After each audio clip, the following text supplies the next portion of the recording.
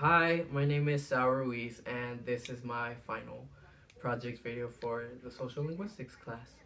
And the subject, well, the topic that I decided to talk about is code switching and code mixing. And I think I chose I chose code switching just because I'm so familiar with it. Well, not familiar, more like it's a big part of my day-to-day life, and it's been a part of my whole life actually. But basically, I grew up speaking two languages, English and Spanish.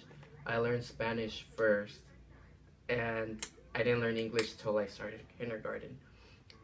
And I always would see my parents or my grandparents or just the family in general speak back and forth between Spanish and English, sometimes the whole Spanglish sublanguage. And, so that's kind of what I was used to. And I never really thought much of it. That was just normal. And so, like how I mentioned, I learned Spanish first and then I learned English.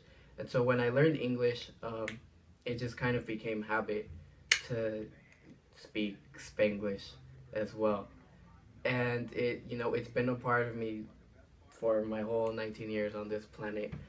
And so basically, I don't see code switching or code mixing as anything weird or anything bad. And I know that some people, they do kind of, they get offended by it, or it's like, you're in America, like, just speak one language, speak English.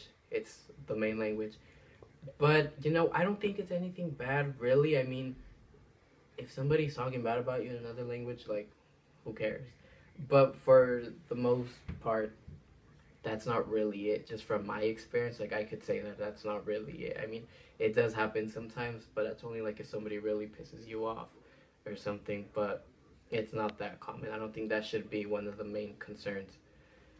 But yeah, I mean, like, now in the present, I'm really familiar with it just because I work in retail. Like, I'm selling my uniform.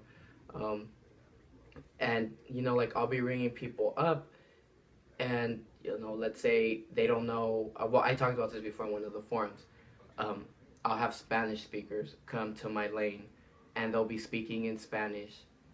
Like, they'll talk to me in English, and then they'll speak in Spanish, like, to themselves. Like, they'll switch into that, and they think that I don't know, but I understand what they're saying, and but they don't know that. And sometimes, like, I'll speak Spanish, like, at the end, just to like, let them know, like, hey, like, I know what you guys were saying, and not that they were saying anything bad. um, or sometimes I'll just play along with it, like, I don't, like, as if I don't know Spanish. But I'm familiar with that language, so I know what they're saying. But there's been instances where I have people who are speaking in Chinese, and yeah, like, I wonder, like, hey, like, what are they talking about? But like, I understand that sometimes, let's say, um one of the customers is familiar with English, they speak English, they're fluent with English, and they brought, like, a friend or a family member along, and um, that family member or friend, whatever, whoever they are, they're not familiar with English, so they have to revert back to that language and make that switch. And like, the nosy part of me wants to know, like, what are they saying? Like, are they saying anything about me? But again, that whole feeling of, what if they're saying something bad about me? But it's just like, get over it. Like, they're just speaking, and then I think you could tell if someone is saying anything bad about you just by the whole facial expression and body language and all of that. So, how I mentioned before, that shouldn't be a concern. But sometimes that's just how they communicate. It's easier to communicate in your own language than in the language that you're not too familiar with, or one person is familiar with and the other person isn't really that familiar with. But that's been really common, and I think it's okay. I know some of my coworkers, they kind of get offended by it, and they'll be like, oh, like, that's so rude, like, why aren't they just speaking in English? But you kind of just have to be chill about it, and understand the whole, how should I say it, the whole, like, ladder.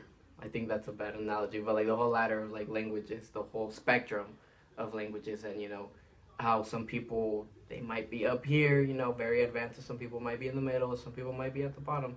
It takes time. It's just how things work.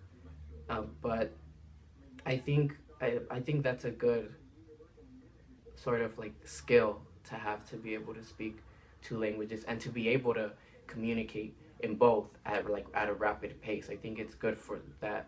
I think it's good, and it's also kind of cool how our brains can carry out that function of speaking English to speaking, I don't know, Portuguese, or speaking Spanish to speaking English. Like, it's cool, and I don't think there's really anything bad about it. I think if anything, we should try to embrace that whole aspect of language and try to enforce it. Try to make everybody bilingual. Try to make people, well, not try, not in a forceful way, but enforce or teach. So yeah, that's basically all that I have to say. Um, let's see. That's all that I have to talk about, honestly. But I'd like to give a thanks to the professor, just for being very hands-on about the whole class, and giving us a lot of like flex time and time to work around like our schedules, school and work and anything else in between. So thank you for that, and thank you to everyone who's watching. I know I'm really awkward and I'm really bad at videos, so thank you. Bye.